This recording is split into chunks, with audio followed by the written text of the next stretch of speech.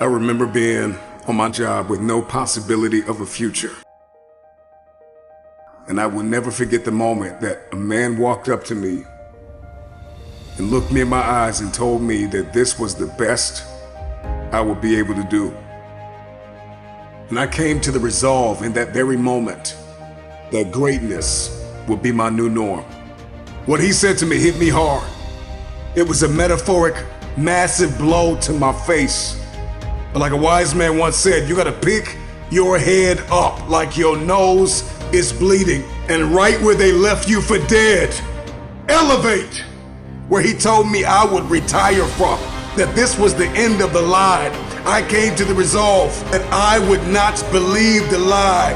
I could hear it in the air that the voice of destiny would reside in the place where he wanted me to die. I made the decision to fight for my future. You will not pause. You will progress. You will not expire. You will evolve. You will not crumble in the midst of crises. You may be neck deep in what seems to be a catastrophic storm of chaos, but I pray that in this moment, you will find the calm, the peace, the hope, the faith, the courage, the expectancy you need to live and not die, to move up and not stay where you are. You get what you see. And that is the formula for expectancy. Your expectation is what you believe is about to happen. And for many of you, you have been so traumatized by the past that your expectations are so diminished. Your expectations have been dying a slow death because of the trauma of the past. You expect nothing. So you feel like, if I don't expect anything, then you can't hurt me. If I have no expectation on you, then you cannot disappoint me. If you are going to win the fight for the future, you are going to have a high expectation. It was Kobe Bryant that said everything negative, pressure, and challenges is all an opportunity for me to rise. It's crises that reveals what we are comprised of. And I ask you the question, are you praying the darkness away, or are you becoming the highest version of yourself in the midst of the darkness? You know, when you find yourself standing in the middle of trial, tribulation, scarcity, and uncertainty, there is a process from flapping to flight. How you process pain will determine your future. I need you to fight for the future.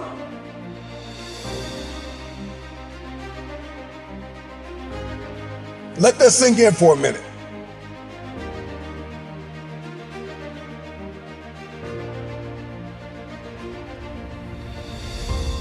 You are not your crises. You are not what you are going through. What are you expecting the outcome to be?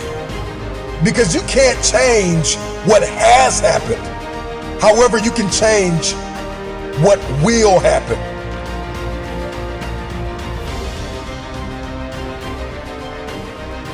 Your responsibility is, once you've gone from flapping to flight, is to protect your progress, to protect your territory. You got to get a real boss-like mentality with your territory. All the ground that you gain, protect your territory. I ask you the question, when are you going to stop thinking that you are what you are going through? When we step into elevation and we get that, what I like to call that bird's eye view, we gain a greater perspective when we zoom out. And too many of you are guilty of becoming what you are going through. You are not what you are going through. See, in the game of life, those who have an elevated perspective will inherit the future. And it is time for you to fight for your future. How bad do you want the future? I want you to let that question sink in. Because the day you stop quacking with ducks and start flying with the eagles, all of a sudden everything changes. But for many of you, you are addicted to the company of the duck. I need you to scrupulously examine the landscape of your relationships. Because if nobody told you, let me be the first one to tell you, separation precedes elevation. It's a lot of people in your life that are holding you down, that are holding you back.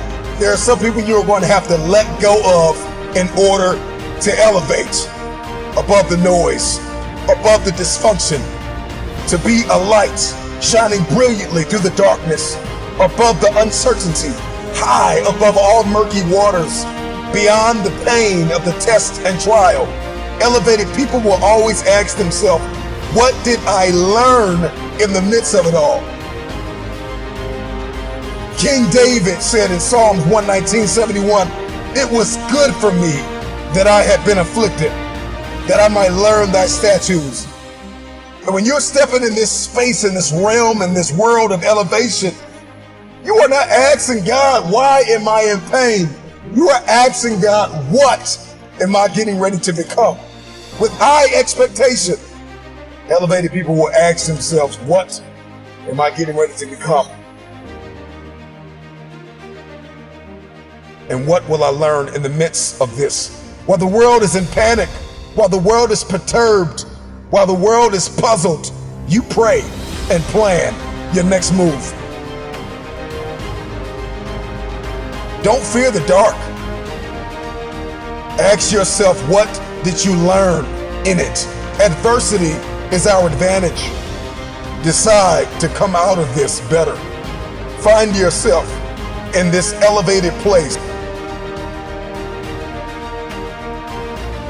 Everybody wants it. We want promotion. We want the upgrade. We want advancement. We want to move up. We want to have a competitive advantage in the marketplace. My attention has been arrested by the conversation of the bird. Oftentimes learning to fly means falling from the nest and making that long trip back to it. And some birds never make it back to the top.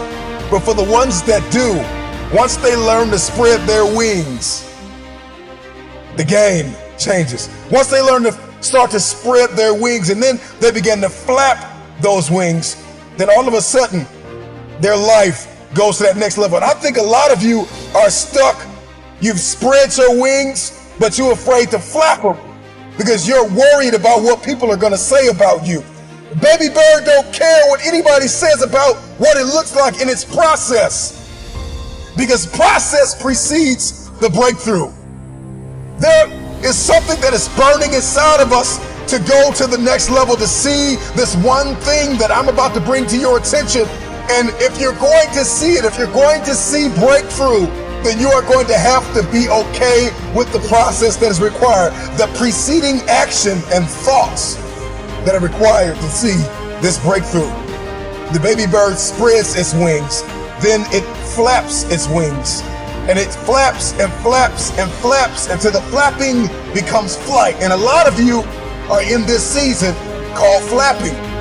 And you're like, man, this isn't flying. And you're looking at everybody and you're comparing yourself to everybody that's flying, and you're diminishing your process. You're diminishing your flapping season. Get through your flapping season with grace and faith. See, faith is an invitation to the future. Faith is the door. It is the pathway. It is the corridor to the future. And if you are going to fight for the future, you've got to fight with faith. Get through your flapping season. Get through your flapping season. I know you got tears in your eyes, but get through your flapping season and fight for flight, because eventually the flapping turns into flight.